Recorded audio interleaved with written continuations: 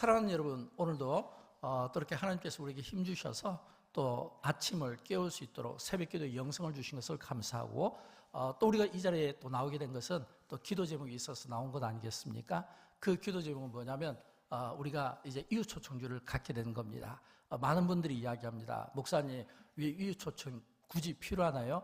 하나님의 섭리를 우리가 생각하면 우리가 이웃초청주를 하지 않아도 하나님의 섭리 가운데 작정하고 애정한 성도들은 반드시 구원받게 되어 있습니다.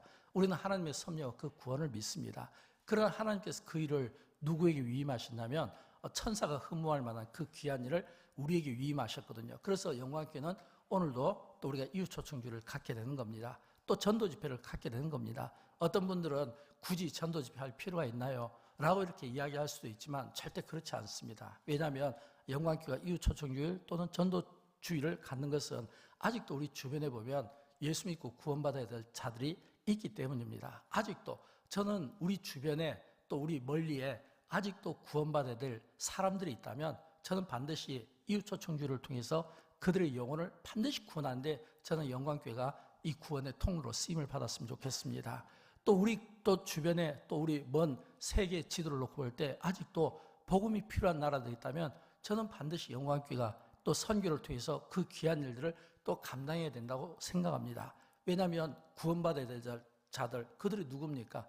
이 사실은 우리 주변에 구원받아야 될 자들을 우리가 가만히 살펴보면 사실은 그들이 우리와 함께 대적자의 관계도 아니고 또 우리와 불편한 관계도 아니거든요. 어떤 의미로 보면 우리가 좋은 관계에 있어요. 왜냐하면 그들 가운데는 도덕적으로 선을 행하는 분들이 있고 윤리적으로 깨끗한 분들도 있고 뭔가 굳이 종교의 힘을 필요로 하지 않지만 그러나 나름대로 착하게 사는 사람들이 우리 주변에 있거든요. 근데 왜 그렇게 착하게 사는 사람들이 주변에 있는데 왜 우리가 그분들에게 꼭 전도를 해야 되는가라고 하면 성경에 있는 말씀 때문입니다. 왜냐하면 성경은 우리에게 어떻게 이야기하냐면 구원은 반드시 예수 그리스도를 통해서 얻게 된다. 반드시 예수 그리스도를 통해서 구원이 있게 된다라고 한 겁니다. 이 말은 우리 주변에 아직도 예를 들어서 가족 안에도 서로 가족 간에 안 믿는 분이 있을 수 있잖아요. 또는 이웃 간에 또는 친한 동창들 가운데도 있을 수 있잖아요.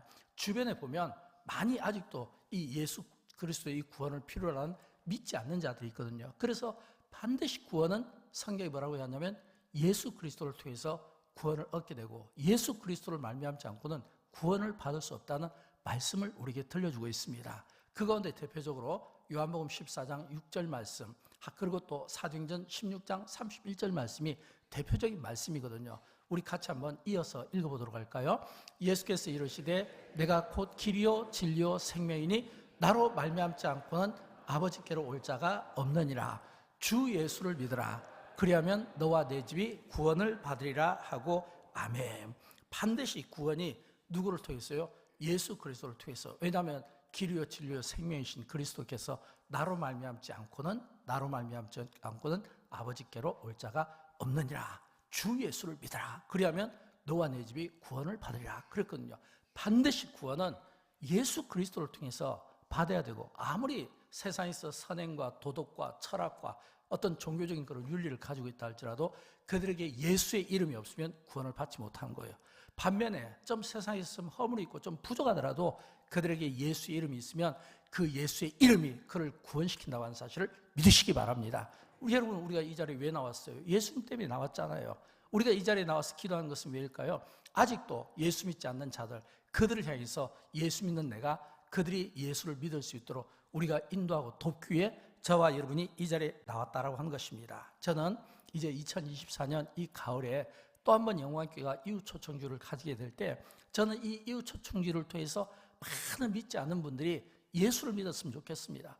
또 신앙생활에 방황하고 이 갈 바를 알지 못하는 분들이 이번 기회에 꼭 예수를 만나고 예수를 믿었으면 좋겠습니다. 또 우리 주변에 아직도 예수를 믿지 못하는 그러나 구원이 너무너무 필요한 분들이 이번 기회에 저는 정말 예수를 믿었으면 좋겠어요.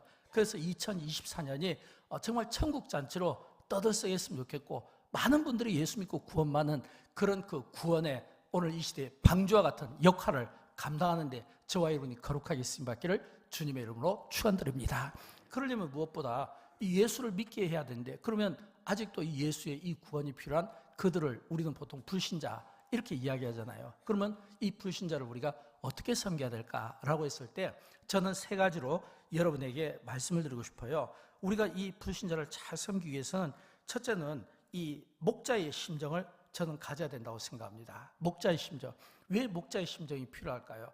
여러분, 이 목자의 심정할 때 우리는 딱 떠오르는 내용이 있습니다. 어떤 내용이냐면 누가복음 15장과 누가복음 16장이에요. 누가복음 15장에 보면 세 가지 비유가 나옵니다. 하나는 71마리의 그 99마리의 우리의 양이 있는데 그럼에도 불구하고 한 마리의 그 잃어버린 양을 찾기 위해서 이 막 이렇게 움직이는 누구냐면 이 목자의 심정이 있잖아요. 예수 그리스도의 그 심정이거든요. 저는 이 목자의 심정이 정말 우리에게 꼭 필요하다고 생각합니다. 왜냐하면 우리가 불신자를 섬길 때 이런 마음이 없이는 안 되는 거예요. 여러분, 우리에 있는 99마리의 양, 우리는 보통 이 목자 입장에서 보면 그 99마리를 보면서 우리는 기뻐할 수 있거든요. 또 우리는 그걸 보면서 뭔가 포만감과 행복해할 수가 있어요.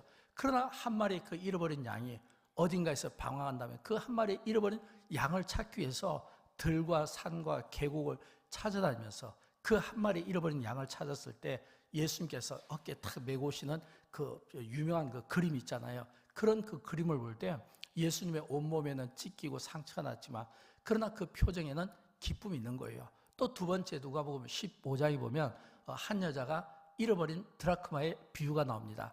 10개의 드라크마가 있는데 그 중에 하나가 잃어버린 거예요. 근데 그 하나의 잃어버린 그 드라크마를 찾기 위해서 막 방에 불을 다 킨 거예요. 그리고 막 그 방을 밝게 한 거예요. 그리고 그 하나의 그 드라크마를 찾았을 때 여자가 가진 그 기쁨 있잖아요. 이 기쁨. 그 다음에 세 번째는 우리가 잘 아는 비유죠. 집을 떠난 둘째 아들. 우리는 이 둘째 아들을 탕자라고 이야기하는데 이 탕자가 아버지의 분깃을 가지고 집을 떠났을 때 그 탕자가 돌아오기를 기다리는 아버지의 마음이 있잖아요. 멀리서 아들이 언제 올지도 모르는데 그러나 집을 떠난 그 다음부터 아버지는 그 아들이 다시 돌아올 것을 믿고 그 아들을 향해서 계속해서 멀리서부터 아들이 돌아오는 그 길목에 아버지의 마음이 거기에 있었고 그리고 아버지의 시선이 거기에 있었다는 겁니다.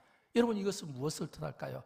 그만큼 99마리의 양이 중요하지만 잃어버린 그 한 마리의 양을 찾았을 때 목자가 기뻐할 수 있고 10개의 드라크마 중에서 그 하나를 잃어버렸다면 그거를 찾았을 때 기뻐할 수 있고 또 아들 가운데 하나가 멀리 떠났지만 그러나 그 떠난 아들이 다시금 아버지 품으로 돌아올 때 아버지는 그 아들을 위해서 옷도 입혀주고 반지도 끼워주고 송아지도 잡아서 잔치도 베풀어주는 그러면서도 전혀 그것을 아깝게 생각하지 아니하고 오히려 기쁘게 생각하는 이게 뭐냐면 하나님 아버지의 마음이 그렇거든요. 근데 저는 이 누가복음 15장도 정말 이 구원에 대한 참 중요한 말인데 누가복음 16장에 있는 사건은 더더욱 중요한 말씀이라고 생각합니다. 우리가 전도 집회를 앞둘 때 우리가 사랑하는 믿지 않는 이 불신자들을 우리가 전도하기에 앞서서 어떤 우리가 마음을 가져야 되냐면은 이 누가복음 16장에 보면 누가 나오냐면 부자와 거지 나사로가 나오거든요. 근데 이 부자와 거지 나사로가 나오는데 오늘 본문에 보니까 부자는 세상에서 파티도 많이 하고 잔치도 하고 나름 세상을 즐겁게 살았어요. 근데 보니까 죽어서 지옥에 간 거예요. 음부에 떨어져서 그 음부의 그 고통 속에서 고난을 받고 있더라는 거예요. 근데 거지 나사로는 그 살았을 때는 부자의 집에서 막 그 상처 난 것을 막 이렇게 막 개가 핥아주고 부자의 그 음식을 주워 먹는 진짜 거지였거든요. 얼마나 많은 사람들이 비웃음을 사고 얼마나 많은 사람들의 그 어떤 그 시선이 따가웠겠습니까? 근데 보니까 천국에서 아버지 그 아브라함의 품에 앉아 있는 거예요. 근데 이 부자가 이 거지 나사로를 보면서 가진 마음이 있어요. 그 가진 마음이 오늘 저와 여러분이 읽었던 그 본문 가운데 있는 말씀이 바로 그거거든요. 이 부자가 지금 이 나사로에게 어떤 이야기를 하냐면 이렇게 부탁을 하는 겁니다. 이 나사로를 보면서 그 아브라함에게 부탁하는 내용을 우리 다시 한번 본문 말씀을 한번 읽어보도록 할까요? 아버지여 구하노니 나사로를 내 아버지의 집에 보내소서. 내 형제 5이 있으니 그들에게 증언하게 하여 그들로 이 고통받는 곳에 오지 않게 하소서. 아멘. 사랑하는 여러분, 지금 이 말씀은 부자의 독백입니다. 부자의 독백이에요. 그러면서 이 부자가 지금 아버지 지금 아브라함에게 지금 구하는 거예요. 무엇을 구하냐면 나사로를 내 아버지 집에 보내소서. 내 형제 5이 있으니 그들에게 증언하게 하여 그들로 이 고통받는 곳에 오지 않게 하소서. 여러분, 이 부자의 이 독백 속에는 어떤 마음이 있을까요? 지금 자기 자신이 지옥에서 너무 고통을 받고 있다는 겁니다. 도저히 헤어나올 수가 없다는 거예요. 그가 이 거지 나사로가 있는 이 천국을 가고 싶은데 갈 수가 없는 게 큰 구렁텅이가 있어서 한 번 음부에 내려간 자는 천국에 갈 수 없고 한 번 천국에 있는 자는 음부에 내려오지 않는다고 하는 이 말씀을 듣게 되니까 이 부자가 그 고통 중에 무슨 생각을 했겠습니까? 너무 힘들고 도망가고 싶은 생각이 있었겠죠? 그러나 어쩔 수 없는 자기가 고통을 받게 되니까 자기의 고통을 보면서 누굴 생각했냐면 아직도 그 땅에 남아있는 살아있는 5 형제가 있다는 거예요. 내가 지금 당하는 이 고통을 보니까 적어도 이 5 형제만큼은 절대로 여기 오면 안 되겠다는 겁니다. 그래서 나를 대신해서 그들에게 좀 복음을 전해서 그들이 나와 같은 이 지옥에 오지 않도록, 이 음부에서 이 고난을 받지 않도록 해달라고 하는 것입니다. 여러분, 이 부자의 이 독백 속에서 저는 우리가 똑같은 마음을 가져야 된다고 생각합니다. 우리가 이렇게 이웃 초청주를 우리가 준비하며 이 초청주를 준비할 때 우리가 어떤 마음을 가져야 되냐면, 저는 이 부자와 같이 후회를 남기지 않았으면 좋겠어요. 이 부자의 독백은 후회입니다. 내가 살았을 때 좋은 음식만 먹고 파티만 하고, 내가 살았을 때 내가 하나님을 믿지 못했더니 결국 내가 이 지옥에 오게 됐네. 내가 음부에서 이 고통을 받게 됐네. 내가 음부에서 이 고난을 받게 됐네. 근데 그 고난을 받으면서 아직 살아있는 그 형제들만큼은 나와 똑같은 이 고난을 받지 않았으면 좋겠고, 살아있는 그 형제들만큼은 그들이 꼭 천국에 갔으면 좋겠다고 하는, 그러려면 반드시 그들에게 뭐가 필요하냐면 예수 그리스도의 복음이 필요하다는 거예요. 이 예수 그리스도 이 복음의 이 절박성을 가지고 이 부자는 독백하며 고통스러워하며 한탄하며 정말 내 형제들에게만큼은 이 복음이 전했으면 좋겠다고 하는 그 마음을 가지고 있는 겁니다. 저는 여러분, 이 부자의 독백이 오늘 이 새벽에 기도하는데 우리도 똑같이 이런 마음을 가졌으면 좋겠어요. 하나님, 오늘 이 부자가 독백을 통해 그가 그 고통을 호소했던 것처럼 오늘 내가 하나님 앞에 오늘 이 불신자들, 사랑하는 우리 배우자, 사랑하는 가족, 사랑하는 자녀, 사랑하는 이웃들, 내가 그들에게 복음을 전하지 못해서 내가 이 부자와 같은 이런 후회를 남기지 않게 해주십시오 라고 하는 이런 이 간절함이 오늘 기도 가운데 있기를 원하고, 성령께서 우리에게 그런 마음을 강력하게 해주시기를 진심으로 축복합니다. 그런 마음이 필요해요. 여러분, 불신자가 누굽니까? 우리가 말하는 그 불신자가 누군지 우리가 정확히 알아야 돼요. 우리가 말하는 그 불신자는 우리의 대적이 아니에요. 우리의 가족입니다. 사실 그 불신자는요, 우리의 이웃입니다. 우리의 직장 동료예요. 어떤 의미로 보면 함께 더불어서 살아가며 이 세상 공동체 속에서 꼭 서로를 필요로 하는 자들입니다. 우리가 대적하고 우리가 미워한 자들이 아니라 서로 살피고 돕고 서로 협력해야 되는 관계예요. 근데 나는 예수 믿고 구원받는데 저분은 아직 예수 믿지 않아서 구원받지 못하고, 나중에 저분은 누군가가 복음을 전하지 못하면 결국은 세상에서는 부자처럼 살지 모르지만, 그러나 그의 마지막 그 인생, 그 나중에 그 죽어서는 결국은 음부에 내려갈 수밖에 없는 영혼이라면, 그러면 하나님께서 왜 나에게 그를 붙여주었겠습니까? 내가 그를 대신해서 기도하고 내가 그를 대신해서 복음을 전하고 나만이 누군가 내 옆에 있는 그 사람에게 복음을 전할 수 있도록 하나님께서 나를 붙여주셨다는 이런 생각을 해보시지 않으셨나요? 여러분, 하나님 없이 사는 인생들은 어떤 의미로 보면 다 하나님을 떠난 인생들입니다. 그러나 그 하나님을 떠난 인생 가운데 그들이 죄 가운데 방황한 자들도 있습니다. 또는 도덕적으로 선행을 가지고 사는 사람도 있습니다. 또는 구원의 필요성을 느끼지 못하는 무신론자들도 있습니다. 다 사람들은 살아가는 그 다양한 방식들이 있어요. 그러나 우리가 이 한 가지는 알아야 돼요. 다양한 방식들 가운데 행복해하는 사람도 있고 고난받는 사람도 있고 무덤덤하게 살아가는 사람도 있고, 그러나 그들의 그 인생에 가만히 그 중심을 보면 다 현대인들은요, 나름의 고백이 있습니다. 고독이 있습니다. 외로움이 있어요. 내가 어떤 삶과 관계없이 부자기 때문에 외로움이 없고 고독이 없는 게 아니라, 부자든 가난한 자든 다 사람들은 나름대로 있던 고백이 있고, 하나님 없이 사는 인생들 가운데 하나님이 그들을 만나주지 않으면, 하나님이 그들 그 영혼 속에 들어가서 그들과 함께하지 않으면 그 하나님 없이 사는 사람들의 그 외로움과 그 고독이 모든 인간에게는 다 있는 겁니다. 그래서 사람들은 그 고독과 외로움을 해결해 보려고 어떤 중독성에 빠지기도 하고, 때로는 어떤 습관에 빠지기도 하고, 때로는 어떤 세상의 그 어떤 구도자의 그 심정으로 살아가기도 하지만, 그러나 성경은 우리에게 뭐라고 이야기하냐면, 구원은 반드시 예수 그리스도를 통해서 얻게 되고, 아직도 구원받지 못한 자, 예수 그리스도를 알지 못하는 자가 내 주변에 있다면 하나님께서 나에게 바로 그에게 복음을 전하고 그를 이 복음으로 초대하라고 하나님이 나를 붙여주셨다는 사실이에요.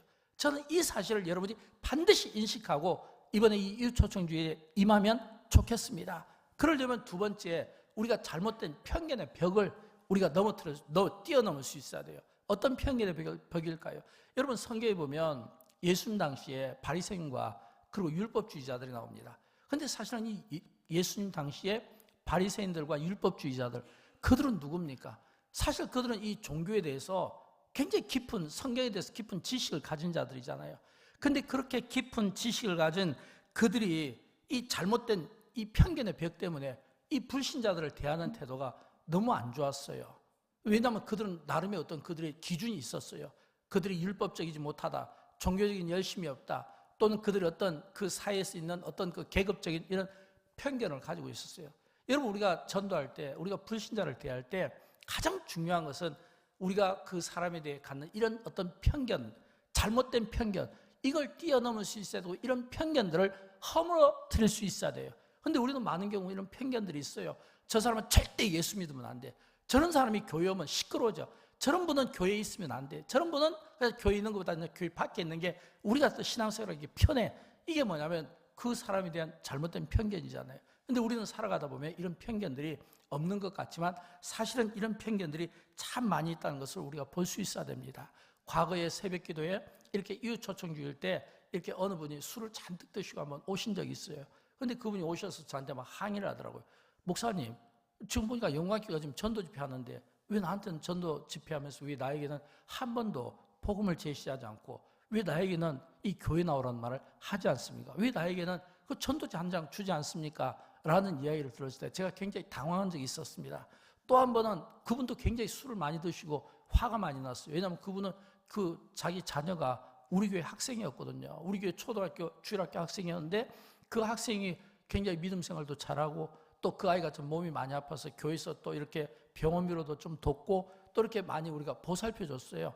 지금은 이제 그 아이가 많이 커서 지금은 아마 대학생 정도 됐을 거로 보는데 그 아이의 그 아버지가 막 저한테 와서 막 항의를 하더라고요. 왜 교회에서 전도 집회하는데 우리 딸도 잘 다니는데 근데 왜 나에게는 이 복음을 전하지 않고 왜 나에게는 이렇게 교회 나오라는 말을 한 번도 하지 않는가라고 하는 이 이야기를 들었을 때 제가 얼마나 미안한지 모릅니다.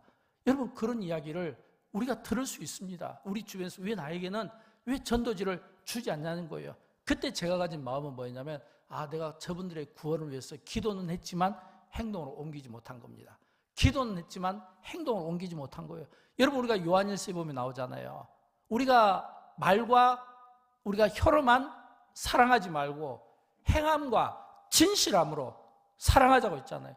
우리는 많은 경우 이 립 서비스만 잘하는 거예요. 그래서 우리는 말과 혀로는 사랑한다고 이야기를 하지만, 그래서 우리는 기도는 하지만, 그러나 행함과 진실함에 있어서는 내가 오늘 정직하게 내가 이 편견에 대해서 벽을 허물고 있느냐라고 하는 거예요. 그렇지 못한 경우 의외로 많다는 겁니다. 여러분, 우리가 니느웨 성을 보면서 무슨 생각을 합니까? 니느웨 성을 보면서 우리가 갖는 생각은 이 요나가 니느웨 성에 대한 잘못된 편견이 니느웨 성 사람들만큼은 절대로 복음을 전하고 싶지 않았던 거예요. 근데 우리에게도 그런 마음이 있어요. 요나처럼 똑같은 마음이 있어요. 근데 여러분, 이 요나가 왜 당황한 줄 아십니까? 요나 생각에는 니느웨 성 사람들은 절대 복음을 들으면 안 된다고 생각을 했는데 하나님께서 강권적으로 이 요나를 깨우치고 그를 물고기 뱃속에 집어넣는 그런 연단을 통해서 결국은 복음을 전하는데, 놀랍게도 이 요나가 불편했던 것은 그가 니느웨 성 들어가는 것보다 더 불편한 것은 요나가 복음을 전했는데 그의 복음은 형식적이었거든요. 그럼에도 불구하고 왕부터 백성들이 전부 회개하고 그들이 돌아오는 이 구원의 역사가 요나의 마음을 엄청나게 불편하게 한 겁니다. 우리에게 그런 마음이 있지는 않을까요? 우리에게도 이런 요나와 같은 마음이 있다면 저는 이런 이 요나와 같은 이런 잘못된 이 편견의 벽을 우리가 깨트리고 무너뜨릴 수 있을 때 비로소 우리가 진정으로 한 영혼을 천하보다 귀하게 여기고 사랑하는 마음을 가질 수 있다는 거예요. 여러분 가운데 원수가 있습니까? 불편한 사람 있나요? 근데 그 불편함 때문에 오늘 우리가 구원을, 이 복음을 전하는 데 있어서 혹시라도 우리가 이렇게 전하고 싶지 않는 이런 마음들이 있다면 다시 한번 성령께서 우리의 잘못된 생각, 이 편견을 깨트려 주시기를 진심으로 축복합니다. 그래서 이 잘못된 이 편견의 벽을 뛰어넘을 때 비로소 우리는 진정한 이 복음 전도가 이루어질 수 있다는 겁니다. 마지막으로 세 번째, 저는 정말 구원을 필요로 한 자들에 대해서 하나님 아버지의 마음을 가졌으면 좋겠어요. 하나님 아버지의 마음을 가졌으면 좋겠어요. 제가 이렇게 이메일 한 통을 받았습니다. 그런데 그 이메일에 이런 내용이 있어요. 목사님, 이번 주일은 너무 기대가 돼요. 이번 주일에 제가 기대가 되는 것은 제가 드디어 태신자를 정했거든요. 근데 그분이 교회에 나오기로 허락을 받았어요. 잠이 안 와요. 목사님, 이런 마음은 정말 처음이었던 것 같아요. 누군가를 위해서 기다리는 이 마음, 여러분, 저는 이 마음이 오늘 우리 모두에게 있었으면 좋겠습니다. 내가 한 사람을 전도하고 내가 이 사람이 교회 나온다고 약속을 받으니까 그때부터 이분이 그 약속을 듣고 잠이 안 온다고 합니다. 여러분, 이게 전도하고 태신자를 정하고 그 태신자에게 약속, 그 태신자가 온다고 생각하면 그분이 교회 와서 막 신앙 간증도 듣고 드라마도 보게 되고 찬양도 하고 교회에서 설교도 듣고 이런 걸 통해서 이분이 예수를 믿을 생각을 하게 되니까 잠이 안 온다는 거예요. 내가 누군가를 구원하고 그 구원한 사람이 교회 와서 복음을 듣게 되고 그 복음에 변화될 그 마음을 생각하면 잠이 안 와야 돼요. 여러분, 그게 정직한 마음 아닐까요? 저도 그래요. 잠이 안 옵니다. 왜일까요? 자고 싶은데 잠이 안 오는 것은 이제 새로운 분들이 또 오게 되고 그 새로운 분들 가운데 또 누군가가 또 이제 예수를 믿게 될 것이고 또 그분을 통해 하나님께서 일하실 것을 생각하면 그 하나님에 대한 그 기대를 보면요, 잠이 안 오는 거예요. 저는 이런 마음이 있었으면 좋겠어요. 이런 마음으로 이웃 초청주를 준비했으면 좋겠습니다. 사랑하는 여러분, 말씀을 맺도록 하겠습니다. 이 세상은 내가 아무리 노력한다고 해도 안 되는 일이 있습니다. 노력해도 안 돼요. 내가 노력해도 안 되는 것은 그만큼 그 일에 대한 어떤 전문성과 기술과 어떤 지혜, 지식 같은 것들이 필요해요. 내가 이 세상은 그런 노력들이 있을 때 비로소 진짜 안 되는 일을 하게 할 수도 있습니다. 그러나 사람의 마음을 움직이는 것은 좀 다르다고 생각합니다. 사람의 마음을 움직이는 것은 이게 뭐 어떤 재능이나 노력이나 지식으로 하는 게 아니잖아요. 사람의 마음을 움직이는 것은 어떻게 보면 그냥 쉬울 수도 있어요. 왜냐하면 우리에게 영혼을 사랑하는 예수님의 마음이 있으면 되는 거 아닐까요? 우리가 그 사람을 사랑하고 그 사람에 대해서 관심을 갖는다고 하는 진정성만 보이면 되지 않을까요? 예수의 마음이 있으면 그 마음이면 충분히 저는 사람의 마음을 열을 수 있다고 생각합니다.